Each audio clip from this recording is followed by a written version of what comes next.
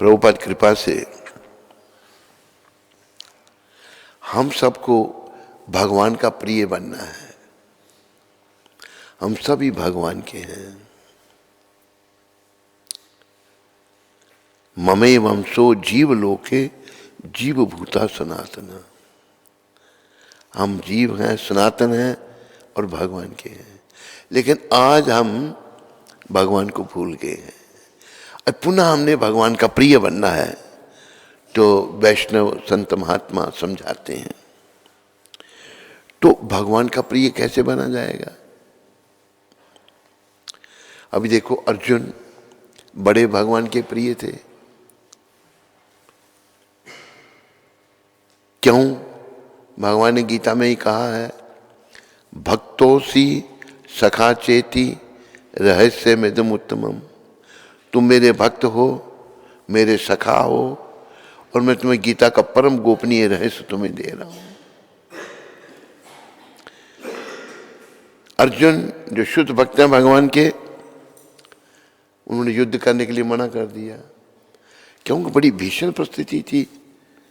उसके गुरु द्रोण, पितामह भीष्म, कृपाचार्य सब विपक्ष में थे। अर्जुन एक महान आत्मा है, भक्त हैं, वैष्णव है, भगवान के सखा हैं। कैसे युद्ध करे ऐसी परिस्थिति में? धनुष्मान को, गांडीव धनुष को नीचे रख दिया। प्रभु मैं युद्ध नहीं कर सकता, कैसे लड़ूं मैं इनके साथ? तो भगवान ने गीता का गायन किया। गीता क्यों गायन की भगवान ने? देखो, हम जब तक शुद्ध नहीं होते, काम क्रोध मोह लोभ अहंकार जो 5 विकार हैं, इनसे मुक्त नहीं होते, तो हम भगवान को नहीं समझ सकते, उनके पास नहीं जा सकते। अर्जुन जो उन विकारों से मुक्त थे, शुद्ध भक्त हैं, जो जिन्हें भगवान कहते हैं, तो मेरे भक्त हो और सखा हो, उनको निमित्त बनाया भगवान ने हम सबके कल्याण के लिए। जब उन्होंने कहा कि मैं युद्ध नहीं करूंगा, तो भगवान ने गीता का गायन किया। गीता में अर्जुन ने कई प्रश्न किए भगवान को। भगवान ने हर प्रश्न का उत्तर दिया। और धृतराष्ट्र जो अंधा था, हमारे सदगुरुदेव कहते हैं वो शरीर से भी अंधा था, आध्यात्मिक दृष्टि से भी अंधा था।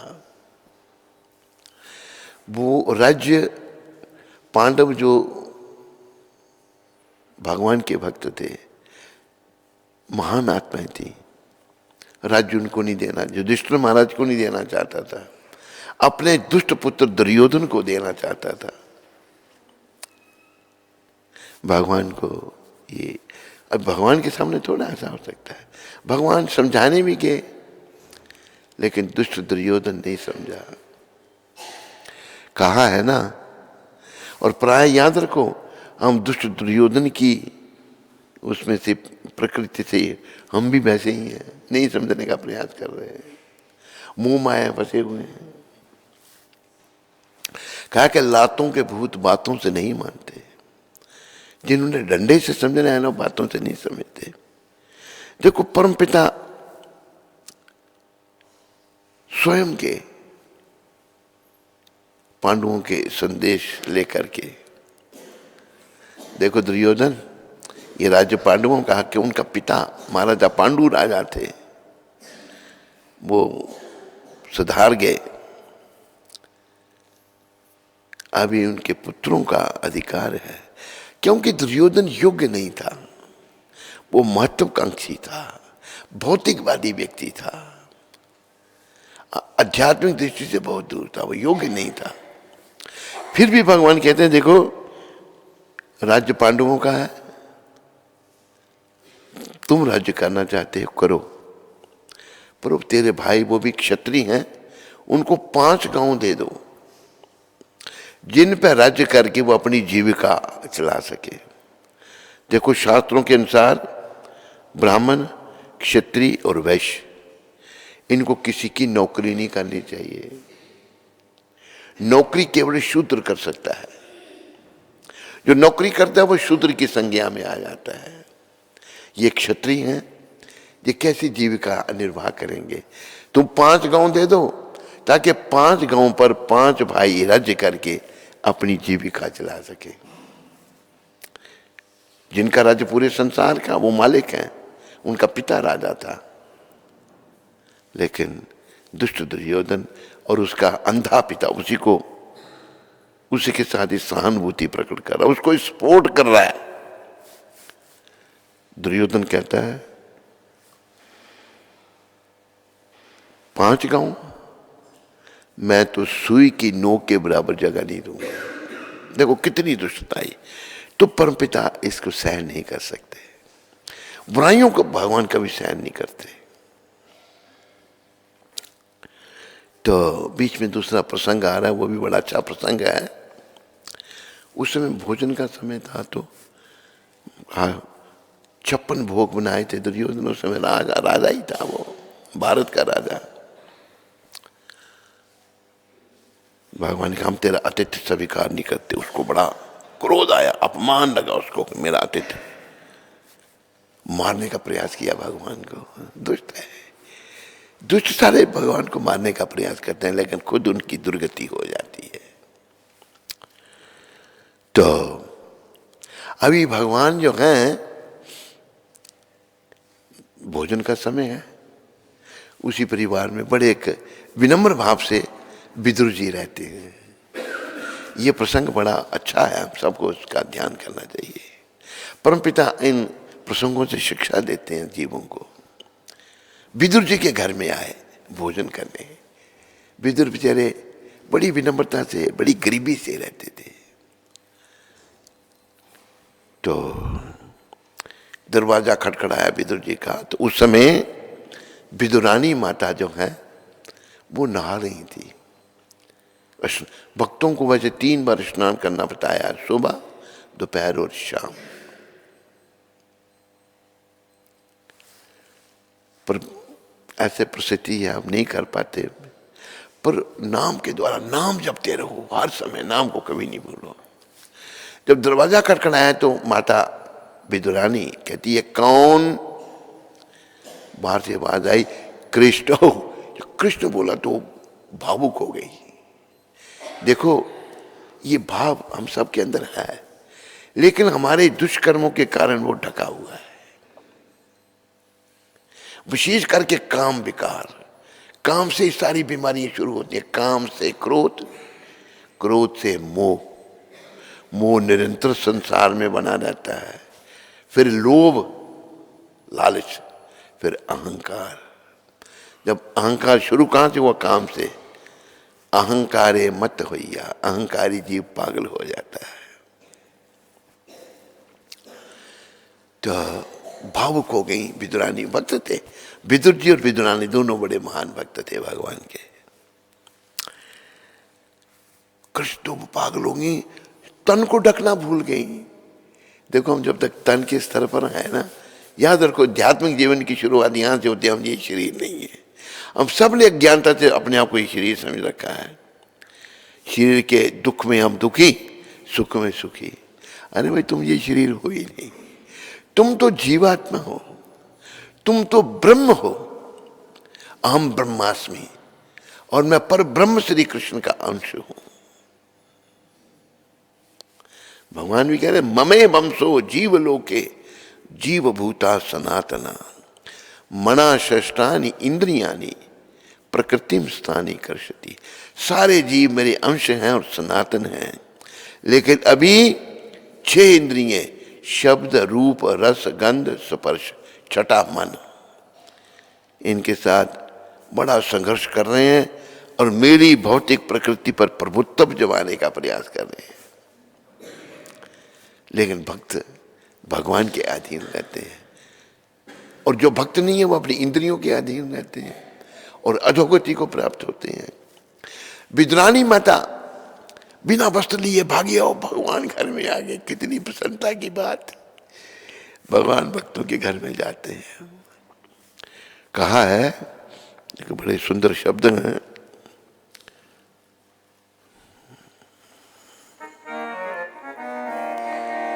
भगवान भगत के बस में होते आए।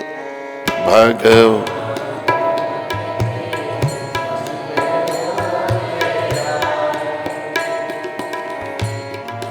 थोड़ा ठीक तरह से गाने का प्रयास करो।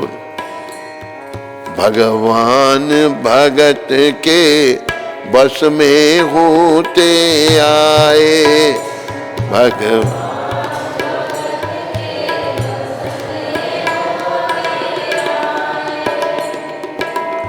जब जब भीड़ पड़ी भक्तन पे, जब जब भीड़ पड़ी नंगे पाँव बुआ, नंगे भगवान भगत के बस में होते आए।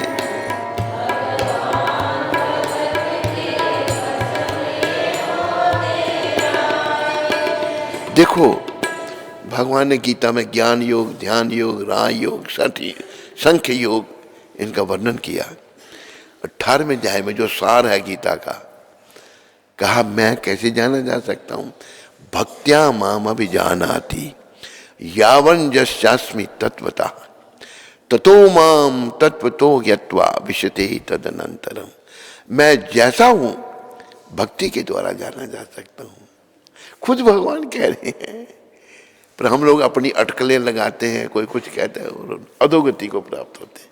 भक्ति तो विदुर और विदुरानी बड़े भक्त हैं भगवान के। आगे भगवान घर में आए तो भगवान ने अपना पीताम्बर दिया माता को तन ढकने के लिए। कहा काकी, काकी चाची को कहते हैं, रिश्तेदारी भी है वैसे परिवार की।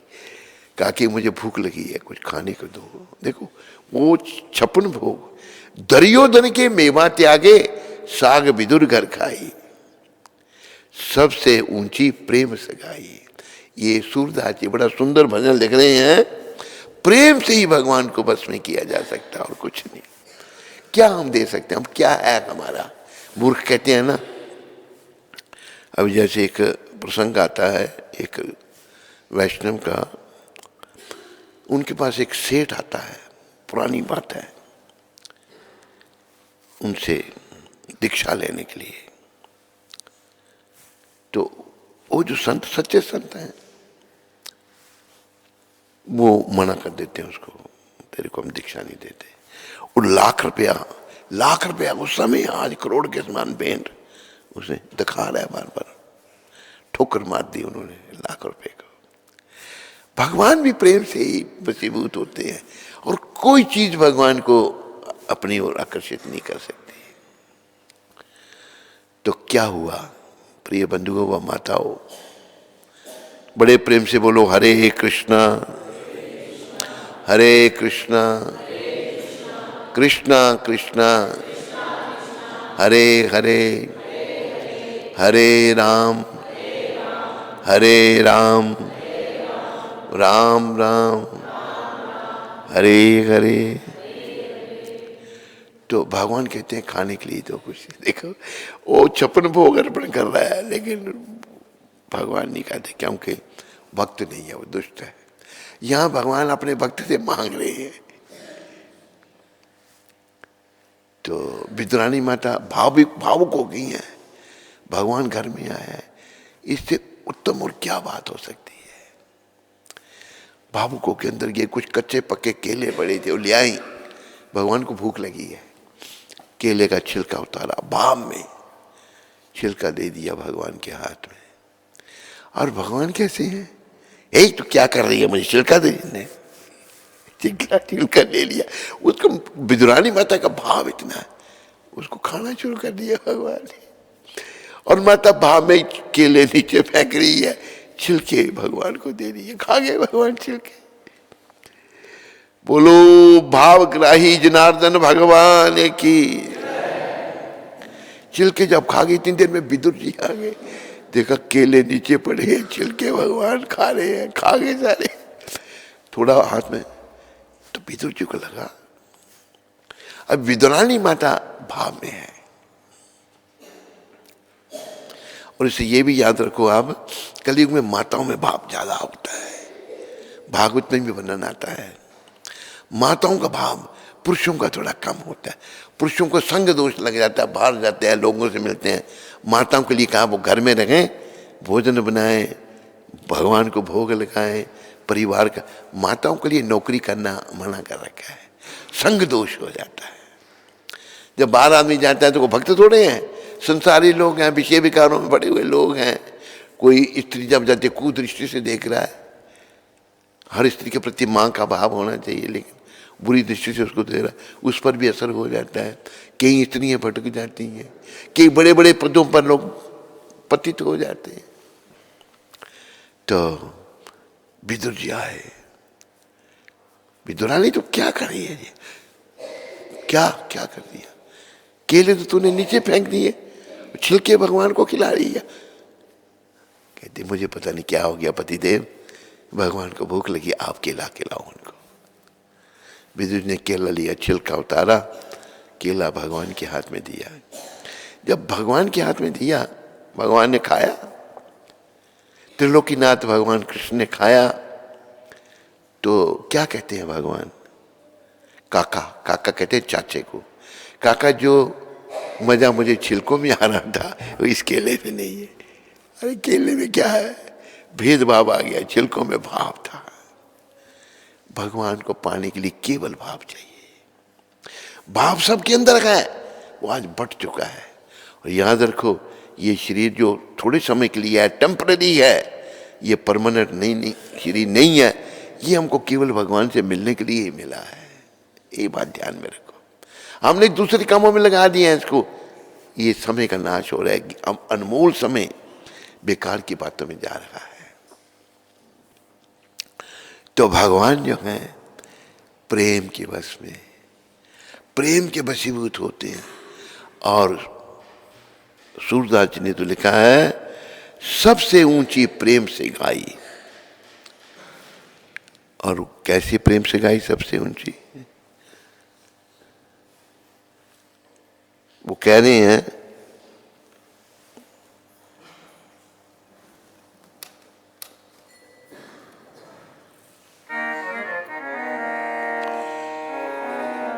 सबसे ऊंची प्रेम से गाई, सबसे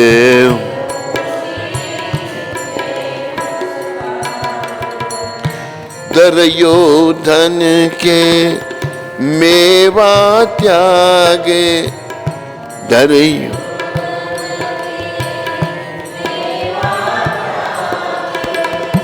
साग विदुर घर खाई। साग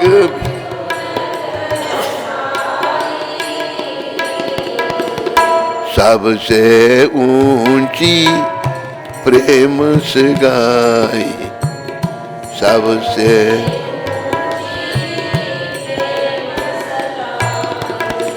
ये कौन लिख रहे हैं, इसके लेखक कौन है? सूरदास जी महाराज। सूरदास जी ने,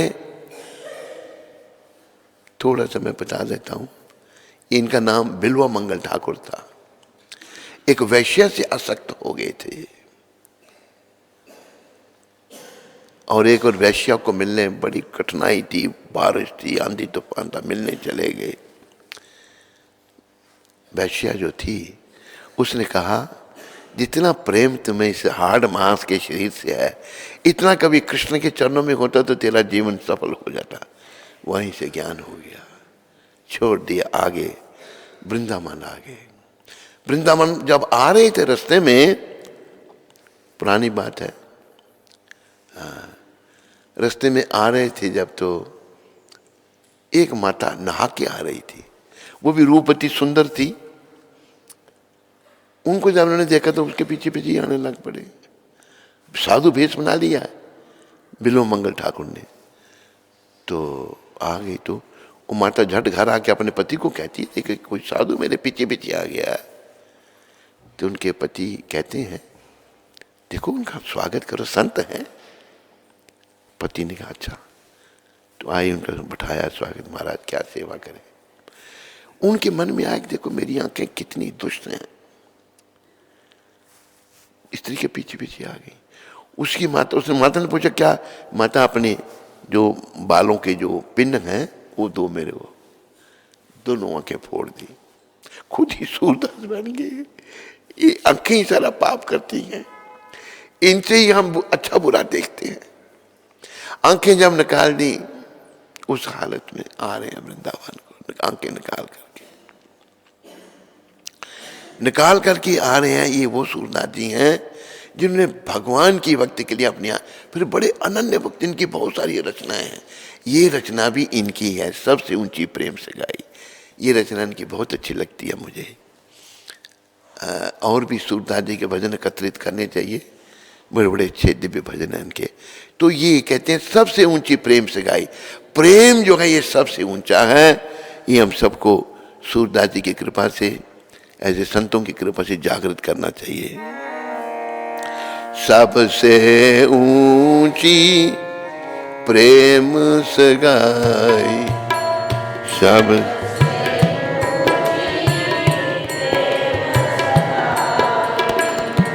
दुर्योधन के मेवा त्यागे, दुर्योधन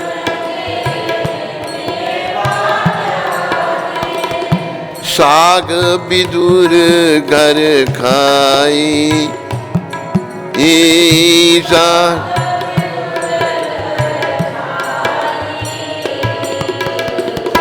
सबसे ऊंची प्रेम से गाई, सबसे।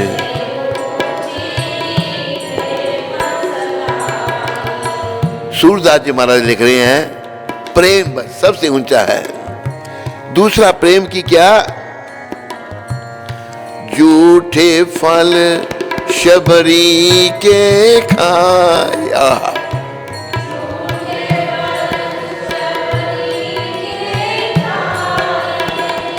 बहुविधि स्वाद बताई, बहुविधि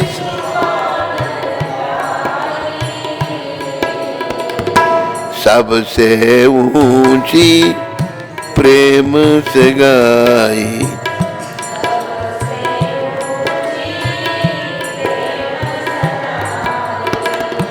प्रेम के बस नृप सेवा की,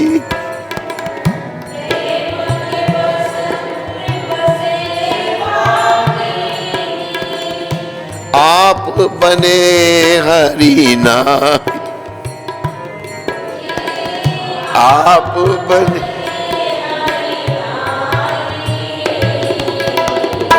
सबसे ऊंची प्रेम से गाई, सबसे।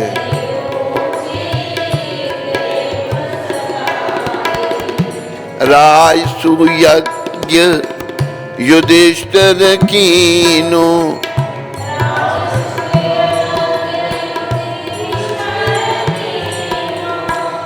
तामे झूठ उठाई,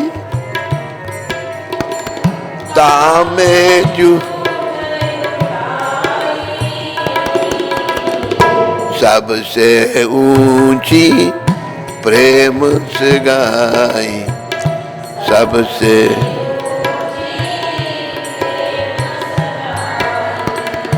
सबसे ऊंची प्रेम से गाई,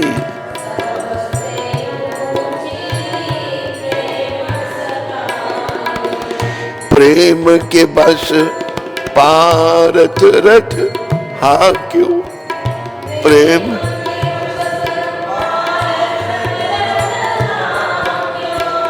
भूली गए ठकुराई,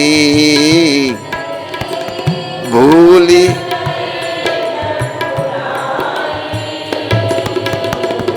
सबसे ऊंची प्रेम से गाई,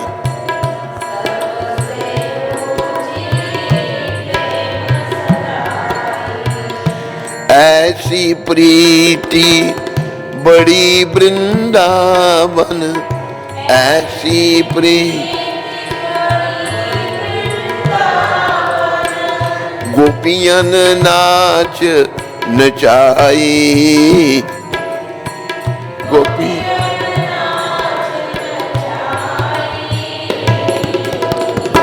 सबसे ऊंची प्रेम से गाई, सबसे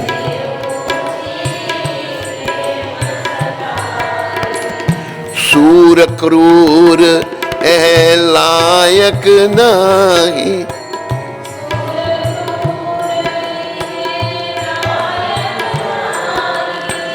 कहाँ लग करूं बड़ाई, कहाँ लग कर सबसे ऊंची प्रेम से गाई, सबसे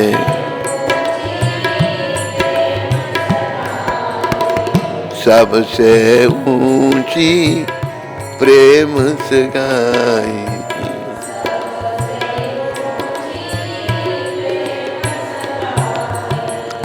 गोविंद जय जय गोपाल जय जय,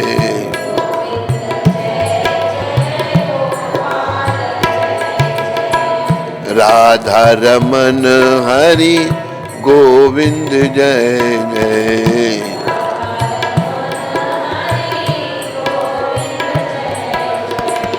श्री कृष्ण गोविंद हरे मुरारे, श्री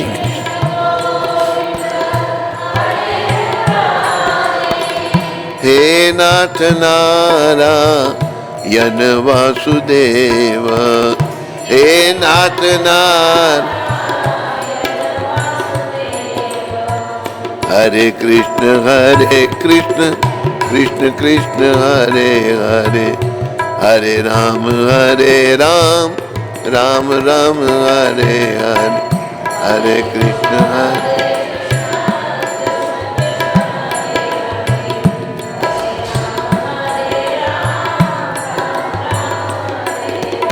हरे कृष्ण कृष्ण कृष्ण हरे हरे, हरे राम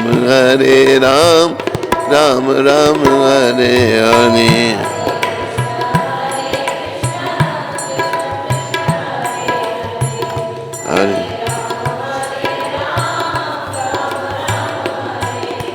देखो सूरदास जी जिन्होंने भगवत प्रेम के लिए अपनी आंखें निकाल दी थी, कौन कर सकता है ऐसा?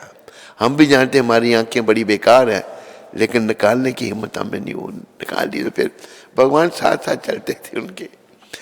फिर आखिर में वो कहते हैं सूर क्रूर, क्रूर मतलब बड़ा बेकार आदमी, अपने आप को क्रूर कह रहे हैं, सूर क्रूर एह लायक नहीं, मैं इस योग्य नहीं हूं, कहां लग करूं बड़ाई, आपकी बड़ाई कहां तक करूं प्रभु, आप तो इतने महान हैं, मैं योगी नहीं हूं।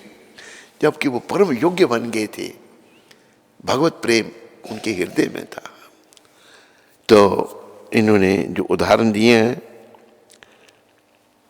झूठे फल शबरी के खाए,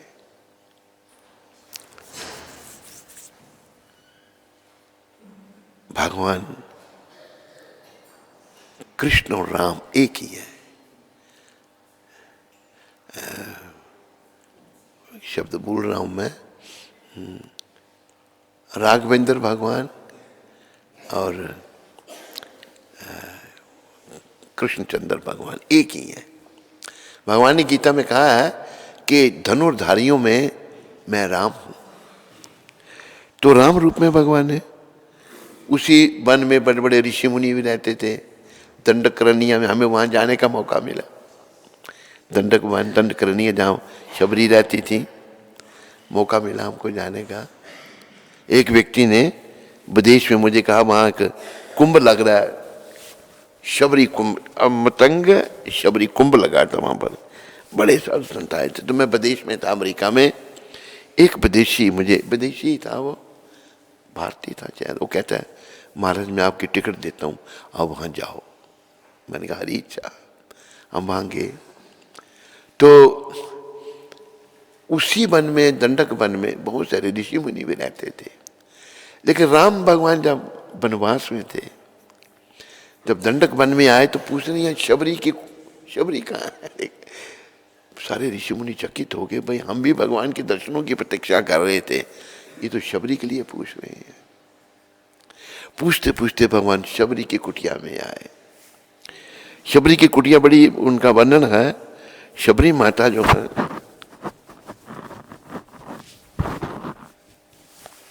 भीलों की कन्या थी, जंगली लोगों की कन्या। वन में कैसे आई थी? एक दिन उसकी माता उसके बाल बना रही थी तो घर में देखा बहुत सारे पशु हैं। तो पूछती है माँ को, माँ हमारे घर में इतने पशु क्यों लाए गए हैं? बेटी तेरी बरात आएगी, ये सब मारकर उनको खिला जाएंगे। भोली वाली शबरी माता सोचने लगी, मेरे कारण तेरे पशु मारे जाएंगे। रात को वो उठी, सब पशुओं के बंधन खोल दिए। जाओ। पशु ने देख गए, उसको कहा तूने हमारे बंधन काटे, तेरे बंधन भगवान काटेंगे। और घर से भाग गई शबरी, दंडक वन में आ गई।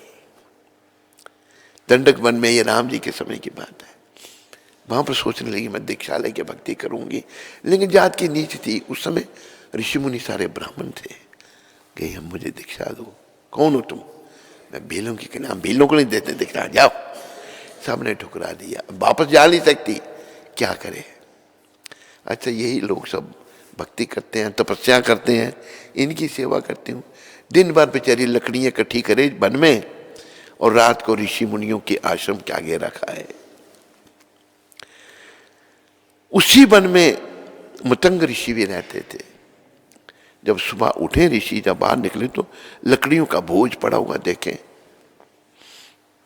पूछा शिष्यों से, ये लकड़ी कौन सुबह सुबह रख जाता है? गुरुदेव को रख जाता, हमें कोई पता नहीं, पता करो। शिष्य लोग पहरा देने लगे रात को। रात को बेचारी आई, रख उन्होंने पकड़ लिया। कहते फिर नहीं आऊंगी, फिर नहीं आऊंगी। ऋषि मुनियों ने बड़ा दुर्व्यवहार किया था शबरी माता के साथ, सब वर्णन है। नहीं, ऐसी बात नहीं है, हमारे गुरु जी तुम्हें मिलना चाहते, तुम डरो मत। गुरु जी, बेटी तू कौन है? सारी बात बताई। और मैं तो नीच हूं, मुझे किसी ने दीक्षा नहीं दी। अच्छा, हम तेरे को दीक्षा देते हैं। नीच किसको कहा है? नीच तो वो है जिसमें प्रेम और श्रद्धा नहीं, या तो फिर वो है जो सीने में हमदर्द दिल रखता नहीं, या तो फिर वो है जिसे चढ़ा है नफरत का भूत। प्रेम की मूर्त हो शबरी, क्यों हो प्यारी तुम अछूत। तुम तो प्रेम की मूर्त, तुम अछूत नहीं हो। मतंग ऋषि ने दीक्षा दी राम नाम की। बेटी तुम इधर मेरे ही यहाँ आश्रम में रहो, कुटिया बना लो और ये नाम जपो। आशीर्वाद दिया मतंग ऋषि ने कि ये ऋषि मुनि भगवान को ढूंढेंगे, भगवान तेरे को ढूंढेंगे। गुरु की कृपा कितनी महान होती है। तो वही हुआ, आखिर समय आ गया। मतंग ऋषि कहते हैं बेटी मेरा समय आ गया, मैं जा रहा हूँ तेरे पास, तेरे को भगवान के दर्शन होंगे, मैं धाम में जा रहा हूँ। मतंग ऋषि ने देह त्याग दिया। और जब राम भगवान आए, गुरु का आशीर्वाद, वहां उसी दंडक वन में पूछने हैं शबरी कहाँ है, ढूंढते ढूंढते आए। और भगवान कहते हैं, भगवान को, शबरी को कहते हैं हमें भूख लगी है। बेर थी, जंगल में बेर बहुत होते हैं, बेर ले आई। और सोचने भाव की बात है सारी। देखो भगवान भी कहते हैं कि भाव का भूखा हूं मैं, बोलो, और भाव ही बस एक सार। भाव से जो मुझे भजे, तो भव से बेड़ा पार। तो भगवान कहते हैं माते हमें भूख लगी है, क्या बेर ले आई। बेर रखे थे चुन करके, पर कोई कई बेर खट्टे भी होते हैं। हम भी जब बचपन में जाते थे कहीं जंगल में तो बेर मिलते तो हम खाते थे बेरों को। कोई बेर, एक ही बेर, कोई खट्टा है कोई मीठा है। तो माता सोचने लगी खट्टा बेर भगवान को चले जाए तो अच्छा नहीं, भाव है, कैसे पता लगे, चखे, अगर तो मीठा हो तो भगवान के हाथ में दे दे, खट्टा हो तो फेंक दे। त्रिलोकीनाथ भगवान राम, बोलो रामचंद्र भगवान की। अरे आपकी बारी जब जय बोलने की होती है अच्छी तरह बोला करो, प्रेम से जय बोलना चाहिए। बोलो रामचंद्र भगवान की, बोलो कृष्णचंद्र भगवान की। तो भगवान शबरी के जूठे बेर खा रहे हैं, वही वर्णन आया है, प्रेम जूठे फल शबरी के खाए, बहुविधि स्वाद बताई। बड़े अच्छे लगे बेर भगवान। अगला प्रसंग प्रेम का सूरदास जी महाराज ने वर्णन किया है। प्रेम के बस नृप सेवा कीनी, आप बने हरि नाई। एक सैन नाई जी थे, सैन नाई बड़े भक्त थे भगवान के। देखो नाई जाती है, नाई को 13वीं जात कहा गया है। नाई मतलब अछूत जैसे ही होते हैं नाई भी, लेकिन सैन नाई जी संत सेवी थे, बड़े महान थे। एक दिन अपना सामान उठाकर राजा, उस समय का जो था, नाम उस राजा का भूल जाता हूँ, अपना सामान उठाकर राजा को मालिश करने जा रहे थे। संत मंडली आ गई, संत सेवी थे, महान वैष्णव थे, भक्त थे, संतों की सेवा में लग गए। सेवा की, संतों को भोजन कराया, सामान उठाया, फिर चल पड़े। अभी जब वो संतों की सेवा कर रहे थे तो संत जिनके भक्त हैं भगवान के, भगवान को अपने भक्त बड़े प्रिय हैं, त्रिलोकीनाथ भगवान कृष्ण को चिंता हो गई, ये सेवा नहीं राजा की करेगा, राजा नौकरी से निकाल सकता है इसको प्राण दंड भी दे सकता है, देश निकाला भी दे सकता है, फिर इसकी सेवा पूजा कैसे चलेगी बेचारे की। झट भगवान ने, त्रिलोकीनाथ ने सैन जी का रूप बनाया, सामान उठाया और चल पड़े। वो सेवा में लगे हैं। आगे राजा की मालिश करना शुरू कर दी। जब भगवान राजा की मालिश कर रहे हैं, भगवान खड़े कर पीठ पे मालिश कर रहे हैं राजा की, आगे तेल का कटोरा पड़ा हुआ है, तो भगवान पीछे खड़े हैं, राजा बैठा हुआ है। राजा ने कटोरे में क्या देखा, पीछे भगवान सैन नाई जी के रूप में किरीटी, कुंडल, मोर, मुकुट सब दर्शन हो रहे हैं तेल में। राजा पीछे देखता है तो सैन नाई जी, ये क्या। आखिर भगवान, राजा कहता है, सैन जी आप बड़ी अच्छी मालिश करते हैं। हाँ महाराज, मैंने भी एक वृद्ध नाई से सीखा है, प्रभु की लीला। ये बोल करके भगवान अपनी सेवा करके राजा के चले गए। उससे सैन जी आ गए। आज जब द्वार पर आए तो द्वारपाल कहता है, सैन जी अब दोबारा क्यों आ गए? वो कहते दोबारा क्या कह रहा है ये, मैं तो अभी आया हूँ। चले गए अंदर, जाके राजा को जोहार किया, राजा को प्रणाम किया। जब तो राजा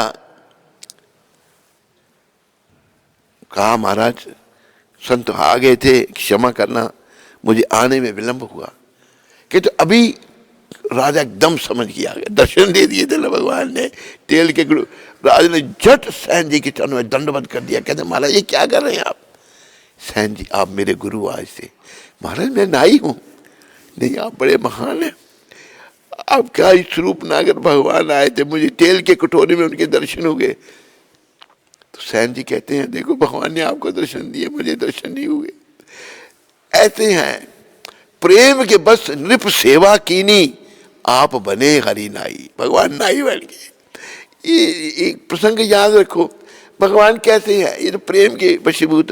ये प्रेम सबके अंदर है, लेकिन वो हमारे दुष्कर्मों के कारण ढका हुआ है। इसको जागृत करने का प्रयास करो, यही जीवन का उद्देश्य है। भाई संसार से जितना मर्जी प्रेम कर लो, पत्नी बच्चों से जितना मर्जी प्रेम कर लो, नोटों से जितना मर्जी प्रेम कर लो, ये कोई भी काम आने वाले नहीं है। ये कोई चीज इनमें से काम नहीं आएगी। काम तो आएंगे केवल कृष्ण भगवान। काम तो आएंगे त्रिलोकीनाथ, उनके चरणों से प्रेम लगा लो। इसलिए ये भजन भी कभी कभी हम गाते हैं। क्या गाते हैं?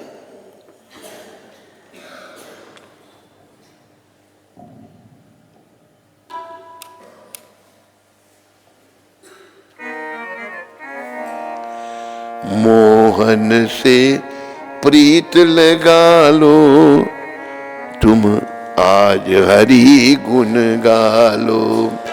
मोहन से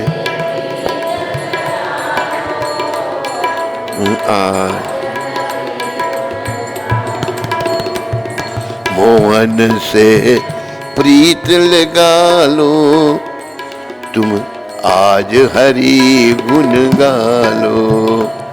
मोहन से प्रीत लगा लो, आज हरि। भवसागर से मूरख बंदे,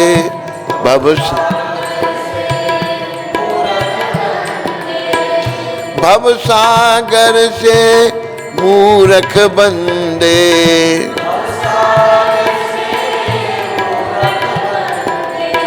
नैया पार लगा लो, नैया पार।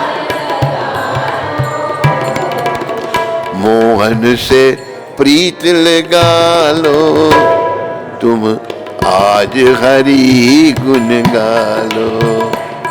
मोहन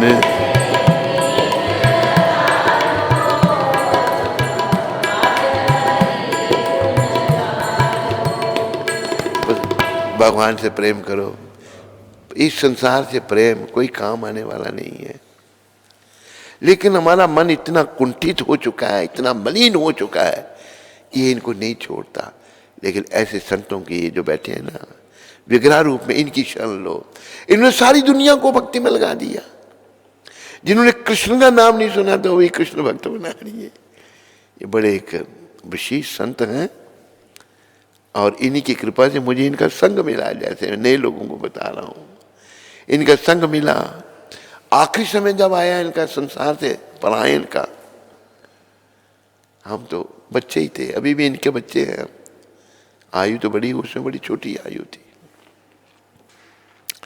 ऐसा दूसरे भक्तों ने जो बेचारे थोड़े नई प्रकृति हुई थी उनकी, षड्यंत्र रचा हमको वहां से निकालने का। हम नहीं समझ सके उनका षड्यंत्र, हम जाना ही चाहते तो, लेकिन एक षड्यंत्रकारी ने, हमने कहा, मैंने उसको कहा मैं जा रहा हूँ, कहते प्रभुपाद जी के दर्शन कर लो। उसने इतना तो किया। मैं आ गया तो प्रभुपाद जी कुछ दिनों के बाद पलायन कर गए थे धाम को। आ गया तो प्रणाम किया, दंडवत प्रणाम किया, हाथ बांध के बोला कि आपका पतित सेवक जा रहा है। आंखें खोली, उन्होंने मेरी तरफ देखा और हाथ उठाया, हाथ उठा के पास बुलाया, अपना वरदस्त मेरे सर पर रख दिया।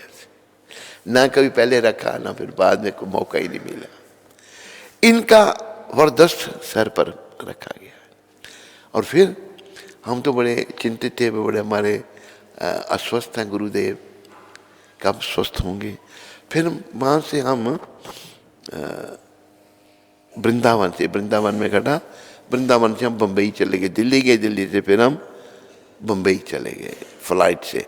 फिर जिसने हमको वहाँ से उठाया, कहते गुरु महाराज कह रहे हैं कि सब प्रचार करो जाकर। वो झूठ था। उसने अपने से बना के कहा प्रचार करो, यहाँ मेरे पास कोई जरूरत नहीं आने की। पता नहीं क्या उनके मनों में था, वही जाने। फिर वही व्यक्ति जिसने मुझे हटाया, मैं बम्बई में भी फ्लाइट थी नहीं, बुकिंग मिल नहीं, विदेश में जाना था, अफ्रीका जाना था। तो उधर ने कहा कि तू गया नहीं, इधर से निकाल दिया मेरे को। फिर मैं एक दिन वहाँ पर दोपहर में भोजन करके आराम कर रहा था, तो गुरु महाराज सपने में आए। कहते हैं मैं ठीक हो गया हूँ बिल्कुल। अभी ठीक क्या हो गया, देह त्याग दी गुरु महाराज ने। सूचना मिली, फोन आया कि गुरु महाराज ने शरीर छोड़ दिया। वो समाधि में जा चुके थे हमें फिर आए, हम सब लोग और भी भक्त लोग सारे आए, फ्लाइट से वृंदावन आए, लेकिन गुरु महाराज समाधि में बैठ गए थे। तो ये संत बहुत दुर्लभ है। और ये जैसे भगवान है विग्रह रूप में, संत भी विग्रह रूप में। जैसे वो मैं आपको गुजरात के एक भक्त की बात सुनाता हूँ कई बार। प्रीतम कहे प्रीतम तमे ओढ़खो इंदाने, हरि न जन हरि जेवा। प्रीतम जी कहते हैं इनको पहचानो, जो भगवान के भक्त हैं भगवान जैसे ही है, भगवान नहीं है पर भगवान जैसे है। तो गुरु महाराज की कृपा मिली तो भगवान नाई बन गए और राजा की सेवा की। राजसूया के युधिष्ठिर की नो प्रेम की बातें सूरदास जी बता रहे हैं। राजसूया महाराजा युधिष्ठिर की विजय करवाई भगवान ने, कौरव पांडवों का युद्ध हुआ, कौरव दल सारा समाप्त हो गया और भगवान ने माता कुंती को कहा था, माता तेरे 5 पुत्र मैं युद्ध भूमि से जीवित लाऊंगा। कुंती माता भी बड़ी भक्तन थी भगवान की। बोलो कुंती माता की, बोलो 5 पांडवों की। तो 5 पांडवों को नहीं मरने दिया भगवान ने, और पांडवों के पुत्र 5 बेचारे मारे गए। अश्वत्थामा ने सोए हुए 5 पुत्रों को मार दिया था। ब्राह्मण था अश्वत्थामा, द्रोणाचार्य का पुत्र, कितना दुष्ट था। और अश्वत्थामा को बर है, वो मृत्यु नहीं है उसकी, अभी भी देखा कई लोगों ने उसको। और भगवान ने जब कहा अर्जुन को कि मारो इसको दुष्ट को, तो सोए हुए तेरे पकड़ लिया, अर्जुन ने पकड़ के लाया। तो अश्वत्थामा के यहाँ पर मणि, तो द्रौपदी देखो भक्त कैसे होते हैं, कहते मैं अपने पुत्रों के विरह में कितनी दुखी हूँ, आप इसको मार दोगे। इसकी माता द्रोणाचार्य की पत्नी जो है दुखी हो जाएंगी, इसको छोड़ दो। द्रौपदी माता ने कहा, जिसके 5 पुत्र दुष्ट ने मारे। भक्त क्षमाशील होते हैं, लेकिन भगवान ने कहा कि अच्छा वो कह रही है तो भगवान अब अच्छा इसको, इनकी मणि निकाल दी, तलवार से निकाल दी, छोड़ दिया। आज भी वो भटक रहा है। कहते हैं लोग बताते हैं, जिन्हें कहीं किसी कईयों ने देखा उसको, घी मांगता है, क्यों जलन रहती है उसको, अभी वो मरेगा नहीं। जैसे अभी वेद व्यास भी हैं, 4 कुमार भी हैं, सनक सनंदन सनातन संत, और अश्वत्थामा भी हैं, ये चिरंजीवी हैं। हनुमान जी भी हैं चिरंजीवी, इनकी मृत्यु नहीं है। तो कोई मिले उसको तो कहता घी दो, तो यहाँ घी लगे, जलन रहती है उसको, देखो जल रहा है, क्या फायदा है इतने जीवन का, क्योंकि उसने पाप इतने किए। एक ब्राह्मण होते हुए इतना सोए हुए बच्चों को मारा। वो 5 पांडवों की तरह ही लगते थे, 5 पांडवों के पुत्र, द्रौपदी के पुत्र। ले आया तो सर काट के ले आया उनके। दुर्योधन ने कहा कि मैंने तेरे शत्रु मार दिए, कि तू इतनी आसानी से नहीं मार सकता उनको। अश्वत्थामा कहता है कि मैं सरलाएं देखा तो शक्ल तो मिलती थी बड़े की युधिष्ठिर से, उससे फिर भीम की, अर्जुन की नकल सहदेव की से मिलती थी शक्लें। उसने दबाया सर दुर्योधन ने, ये पांडव नहीं है, ये पांडवों के पुत्रों को तो मार के आया। दुर्योधन को भी ये अच्छा नहीं लगा। तो भगवान जो है राज जब युधिष्ठिर जी ने किया, उसमें भगवान ने क्या किया था, रिश्तेदारी है, कहा भैया आपने इस यज्ञ में हमारी क्या सेवा लगाई है। युधिष्ठिर हमारे हंसने लगे। पांडव जानते थे कौन है, विदुर जी जानते थे, कुछ लोग जानते थे भगवान त्रिलोकीनाथ है, कुंती माता जानते थी, पांडव जानते थे, सब लोग नहीं जानते थे। बड़े राजा महाराज थे, किंगों ने मारने का प्रयास किया भगवान को। तो कहते आप सबको आशीर्वाद दो। युधिष्ठिर जी कहते हैं, कहते अपनी सेवा हम खुद चुनेंगे।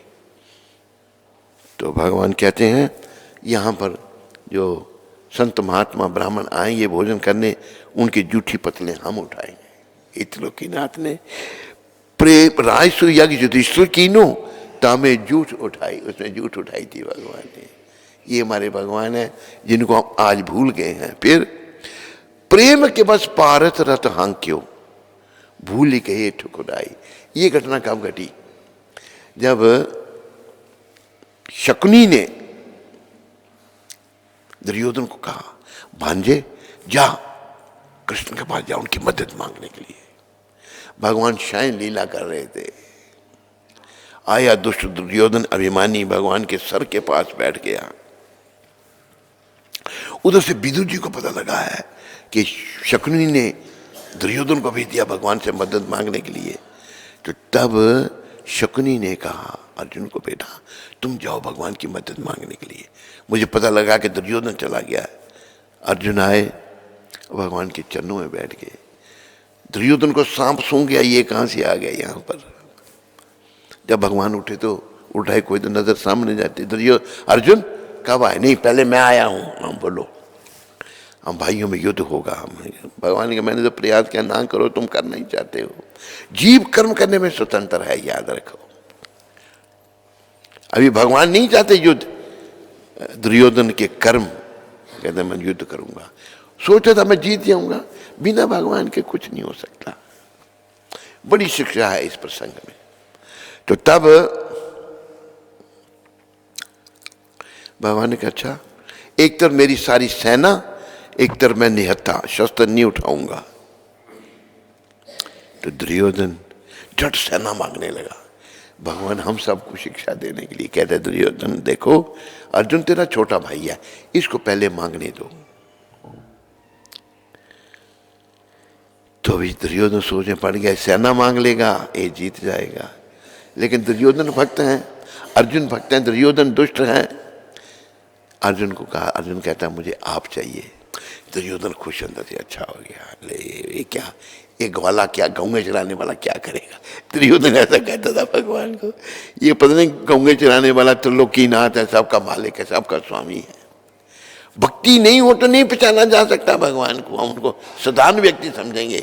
इसलिए भक्ति का उदय करना, भक्ति को उत्पन्न करना बड़ा आवश्यक है। भगवान अगर किसी को अपना आप देते हैं तो ठोक बजा के देते हैं, ऐसे नहीं देते। दुर्योधन सेना लेके चला गया। भगवान कहते हैं अर्जुन, अर्जुन मैंने तेरे को मौका दिया था, मैं तो लड़ूंगा नहीं, शस्त्र नहीं उठाऊंगा। कहते प्रभु आपके बिना आपकी सेना किस काम की।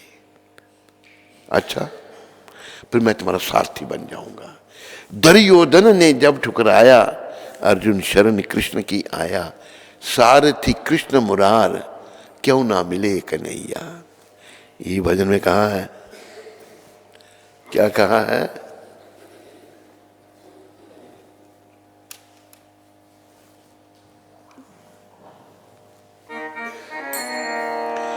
दुर्योधन ने जब ठुकराया, अरे बोल, अर्जुन शरण कृष्ण की आया।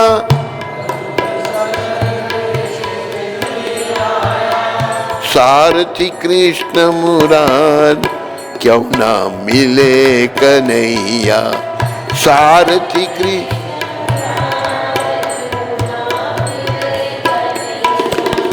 होवे सच्चा प्यार, क्यों ना मिले कन्हैया।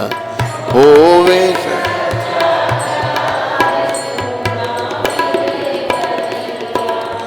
मिले तार से तार, क्यों ना मिले कन्हैया।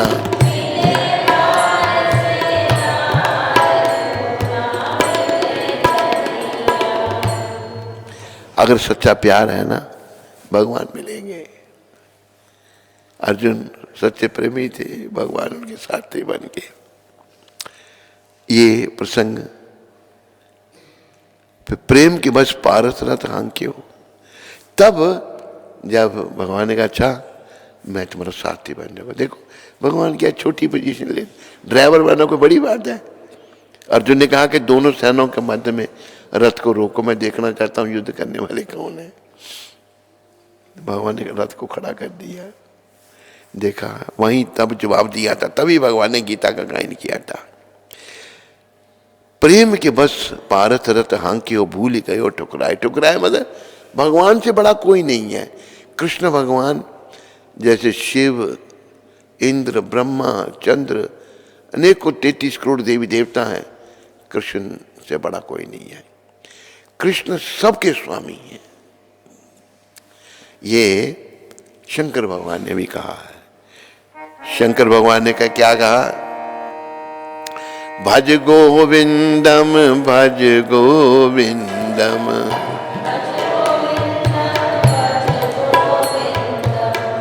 गोविंदम भज मूढ़ मते गो।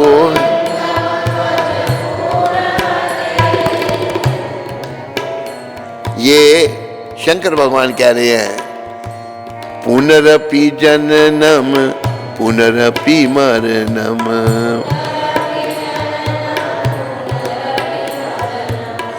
पुनरपि जननी जठरे शयनम पुनः इह संसारे बहु दुस्तारे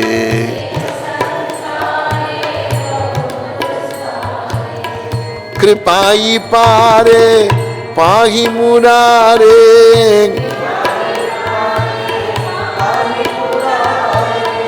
भज गोविंदम भज गोविंदम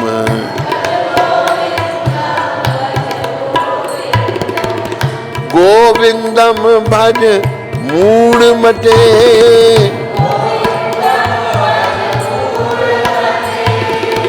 हे मूर्ख प्राणी, गोविंद को भजो, गोविंद को भजो, गोविंद को ही भजो।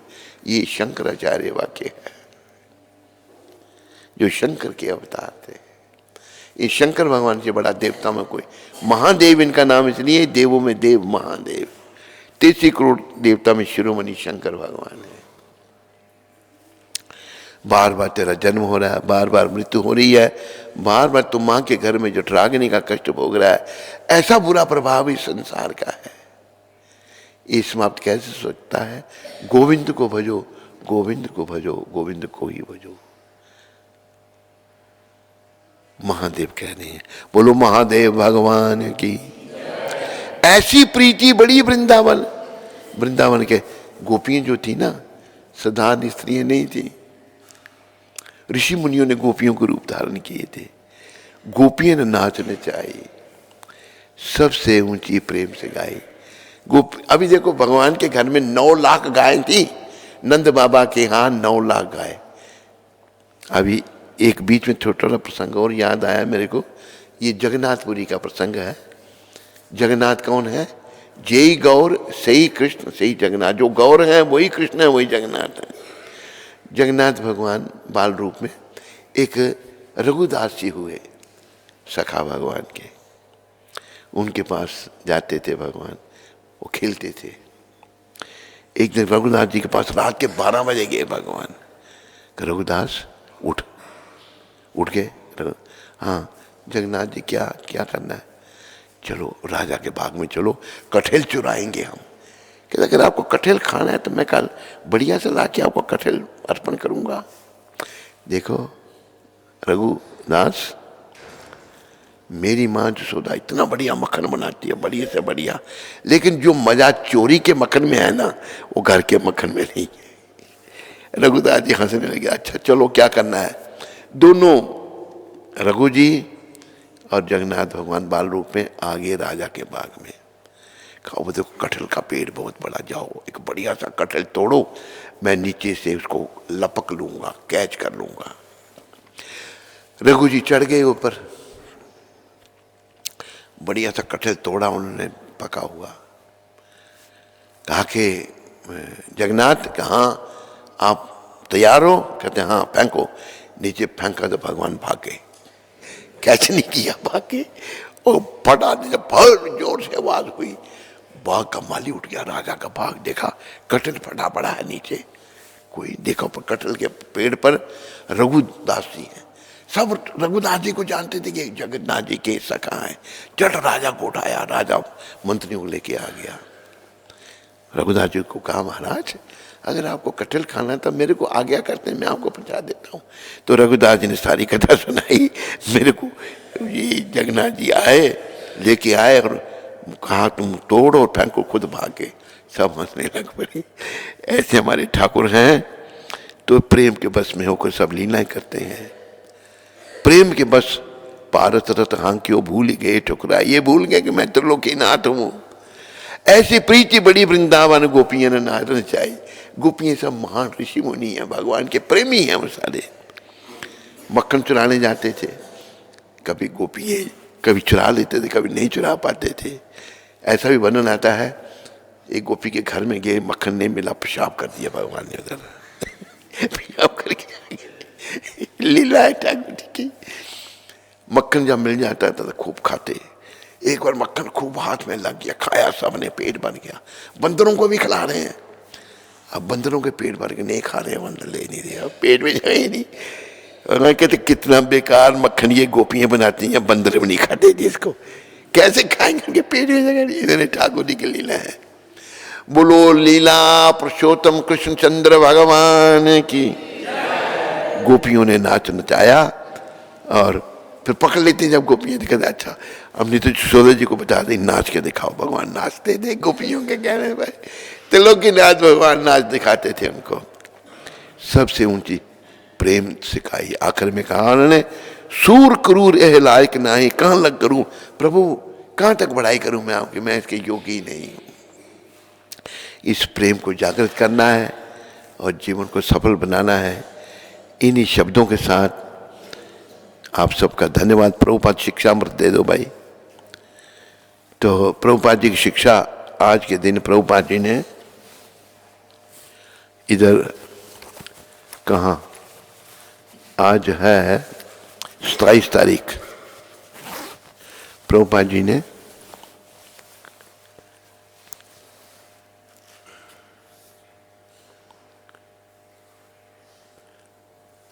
एक वेद व्यास नाम का भक्त, इधर वेदास लिखा, शायद वेद व्यास ही होगा, वेदास को पत्र लिखा 27 तारीख 1972 को। उसमें क्या कहा प्रभुपाद जी ने, वो मैं पढ़ता हूं।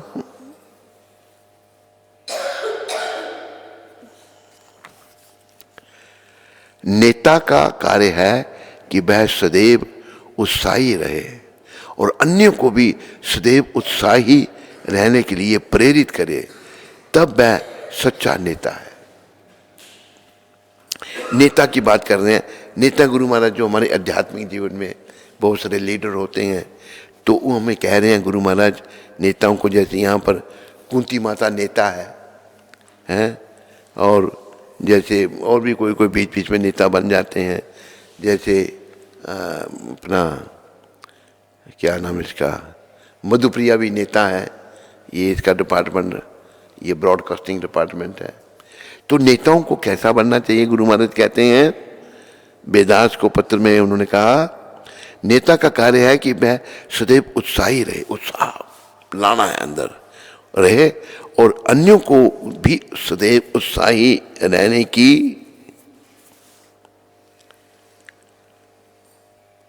के लिए प्रेरित कर, उनको भी उत्साही रहने, तब वह सच्चा नेता है, तब वह सच्चा नेता है। अगर हम दूसरों का उत्साह तोड़ देते हैं ना, फिर हम नेता नहीं है। जब आदमी का उत्साह टूट गया वो छोड़ के चला जाएगा। और देखो अगर कोई भक्ति में लग रहा है, उसका उत्साह तोड़ना बड़ा महापाप है, महापाप है। भक्ति ही जीवन है। और एक श्लोक मुझे याद आ गया, हम पर कुछ ऋण है, देव ऋषि भूतत्वा निरानाम पितृनाम ना किंकर न्याय मरणिची राजन। सुखदेव जी महाराज राजा परीक्षित को कह रहे हैं, हम पर ऋण है, कर्जे हैं, देवताओं का ऋण, ऋषि मुनियों का ऋण, पितरों का ऋण, देव ऋषि, संसार में कई लोगों का ऋण हमारे पर कर्जा, कुत्ते बिल्ली का भी ऋण होता है, वो भौंकता है तो उसका भी कर्जा चढ़ जाता है। देव ऋषि भूतत्वा निरानाम पितृनाम ना किंकर न्याय मरणिची राजन।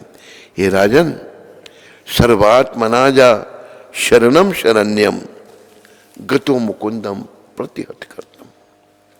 ये जो हम पर ऋण है, देवताओं का ऋण, पितरों का ऋण, ऋषि मुनियों का ऋण, हे राजन, जिस व्यक्ति ने सारे भौतिक कार्यों को त्याग कर उन मुकुंद के चरण कमलों में पूरी तरह शरण ले रखी है, सारे भौतिक काम छोड़ दिए हैं।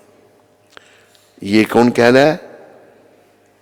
श्री कारभजन योगेंद्र महाराज निम्मी को उपदेश दे रहे हैं।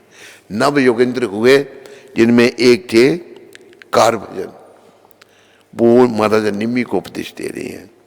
हे राजन, जिस व्यक्ति ने सारे भौतिक कार्यों को त्याग कर उन मुकुंद के चरण कमलों में पूरी तरह शरण ले रखी है,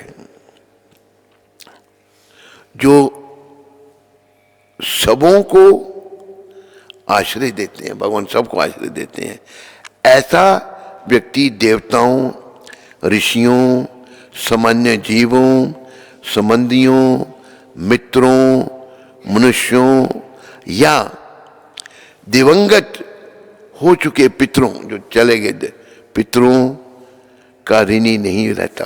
किसी का ऋण नहीं, जो पितर चले गए, जितने कर्जे चढ़ते हैं हमारे पर, देवताओं का, ऋषि मुनियों का, सामान्य जीवों का, संबंधियों का, मित्रों का, मनुष्यों या दिवंगत हो चुके पितरों का ऋणी नहीं रहता, किसी का ऋणी नहीं रहता। क्योंकि इन सभी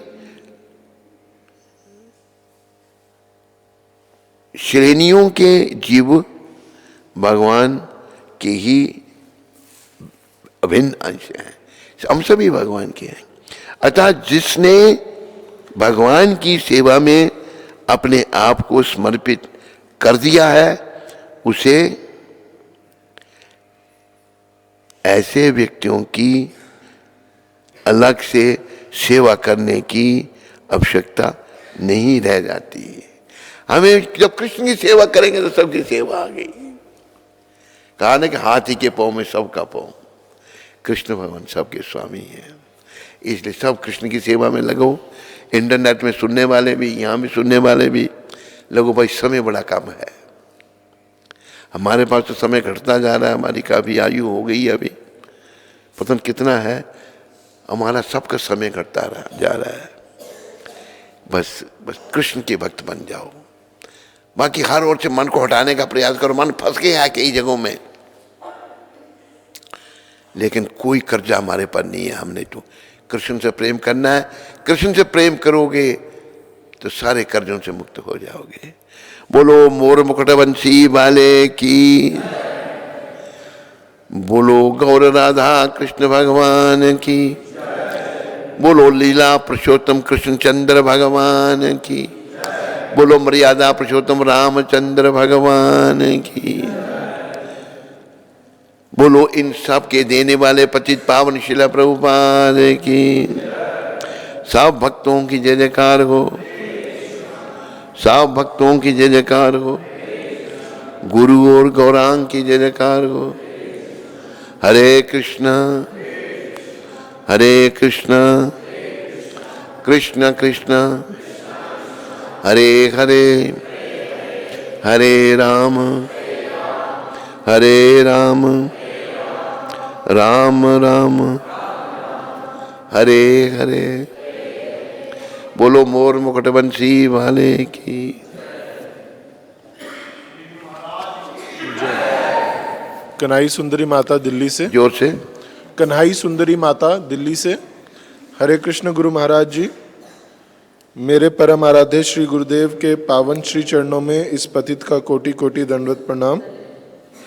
गुरुदेव, मेरी दोषपूर्ण दृष्टि के कारण मैं सदैव ही भक्तों में दोष देखती हूँ। मेरे दोषपूर्ण दृष्टि के कारण मैं सदैव भक्तों में दोष देखती हूँ। इस दोषपूर्ण दृष्टि से कैसे बचा जा सकता है? कन्हाई सुंदरी माता, जैसे जैसे भक्ति में प्रगति होगी तो ये दोष दृष्टि समाप्त होना शुरू हो जाएगी। मतलब भक्ति की कमी है अभी। माला कितनी करती हो तुम? बता रही है? अच्छा, माला बढ़ाओ। अगर दोष दृष्टि नहीं जा रही, दोष नहीं जा रहे, माला को बढ़ाओ। देखो कहाँ कमी है, इन चीज़ों को, बुराइयों को खत्म करो, घटाओ, खत्म करो। भक्ति को बढ़ाओ, जप को बढ़ाओ।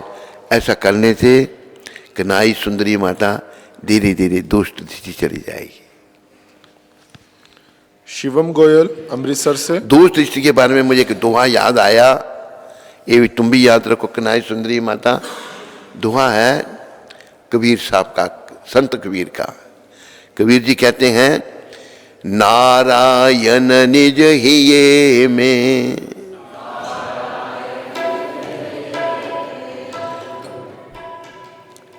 अपने दोष विचार,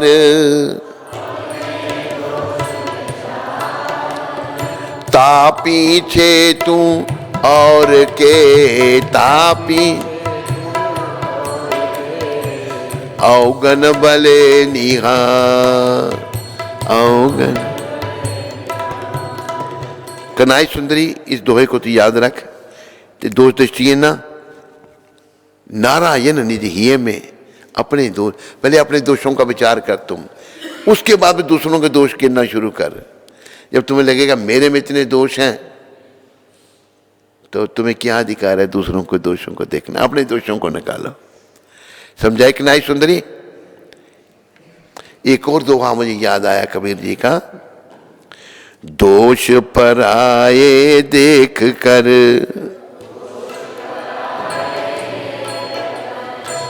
चले तू हंसत हंसत, चले तू अपनों याद ना आविए, जाको आदि न अंत।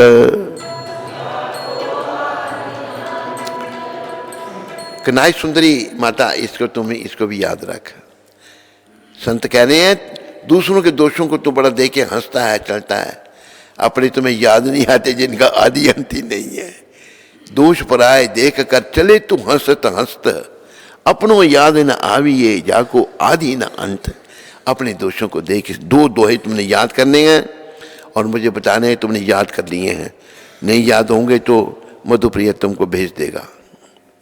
ठीक है कन्हई सुंदरी माता, तेरे को अल्टीमेटम हम देते हैं, इतने शुद्ध बनो, इसी जन्म में धाम में जाना है। नहीं जाओगे तो मेरा डंडा भी साथ है नहीं, उससे मैं पिटाई कर दूंगा। चलो आगे। शिवम गोयल अमृतसर से। शिवम गोयल गोयल। हरे कृष्ण गुरु महाराज जी, आपके चरणों में दंडवत प्रणाम। महाराज जी, आपकी कृपा से रथ यात्रा में 11 भगवत गीता और 10 छोटी पुस्तकें और कल के पुस्तक वितरण में 10 भगवत गीता वितरित कर पाया। महाराज जी, मुझ पर कृपा करें कि प्रभुपाद जी की पुस्तकों का और वितरण कर सकूं और भक्ति कर सकूं। धन्यवाद तुम्हारा, तूने प्रभुपाद जी की पुस्तकों का वितरण किया, करते रहो। ऐसे करने से भी शुद्धि होगी। तेरे द्वारा दी हुई कोई पुस्तक पढ़ने से अगर उसका जीवन बदलेगा, तेरे को भी कमीशन मिलेगी। कमीशन क्या मिलेगी? कृपा मिलेगी तेरे को प्रभुपाद जी की। और प्रभुपाद जी की कृपा मिलने से क्या है? गौरनीता की कृपा। गौरनीता की कृपा मिलने से मतलब राधा कृष्ण की कृपा मिलेगी। हरे कृष्ण। पद्माक्षी माता जयपुर से। कहाँ से? जयपुर। पद्माक्षी। पद्माक्षी। पद्माक्षी, हाँ। हरे गुरु महाराज जी की जय हो। अगर जीवन में सब कुछ सही चल रहा है और कुछ सेवाएं जैसे मंगल आरती में नींद ना खुलना छूट रही हैं, तो उसे माया का प्रभाव समझा जाए या भगवान की कोई प्लानिंग? क्या मतलब मंगल आरती?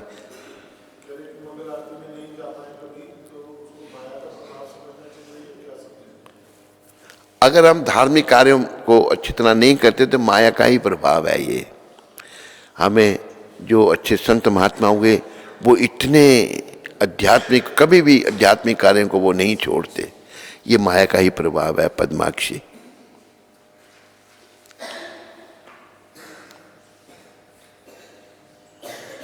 श्याम कुंड प्रभु। हरे कृष्ण गुरु महाराज जी, दंडवत प्रणाम। मेरी सिस्टर को पुत्र की प्राप्ति हुई है। वो आपका प्रवचन भी सुनती है और माला भी करती है। हम चाहते हैं कि बच्चे का नाम आप रखने की कृपा करें।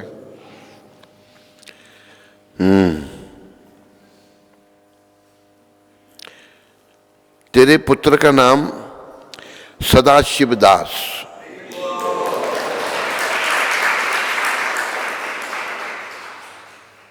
यहां किसी को कोई प्रश्न?